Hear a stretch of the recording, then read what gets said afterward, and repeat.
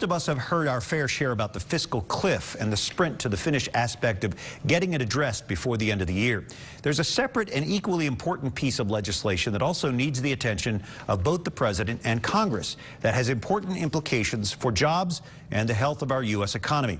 In this morning's U.S. Bank Economic 360, we address this issue of raising the debt ceiling with U.S. Bank investment analyst Jim Russell. Jim, good morning. Good morning, sir. We hear these two issues debated together all the time, fiscal cliff, debt ceiling. But are they separate issues? Brian, they are distinct issues, and I think a lot of people do confuse the two. I will tell you that the debt ceiling is likely to be, believe it or not, even more politically contentious than the fiscal cliff that we're dealing with right this second.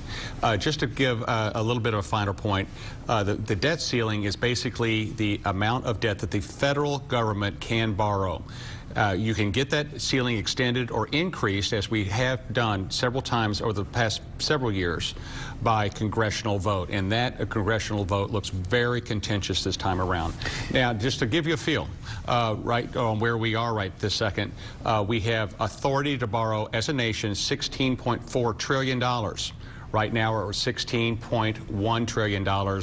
We spend or borrow, borrow about $91 billion per month. So by the end of 2012 or early 2013, this comes up as an issue again.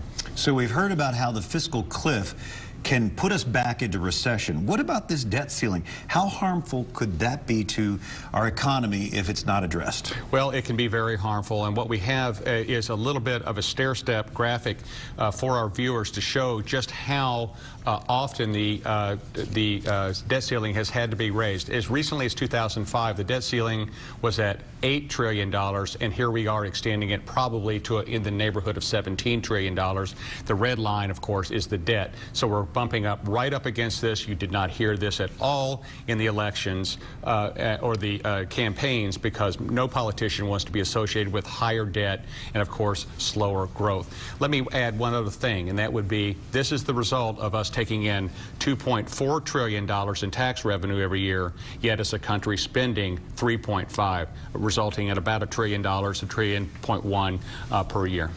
I got to address this to you as a banker. Wouldn't it be interesting if when we were spending more than we were making, if we could just increase our debt ceiling? Bad things happen. Yeah, we can do it, but we're going to have to pay the consequences. Yes, sir. What do you think are some of the potential solutions to this problem? Well, the easy solution, of course, would be to spend less, and that is harder than it sounds.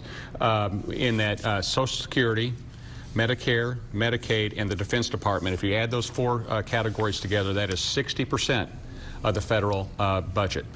So any kind of meaningful spending decrease will have to deal with entitlement reform, of course the Pentagon, and other areas as well. It is very clear to us, Brian, that the fiscal cliff and the debt ceiling will be dealt with at the same time. But again, the politics are very thick, and we don't know which direction this is going to go just yet.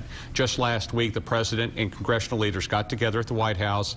Business leaders got together with the President as well last week. So I think a lot of different constituencies are weighing in and perhaps providing some good input. So it's a little bit too early to tell how this is going to fall. It should be an interesting December in Washington. Lots of drama in Washington. Yeah.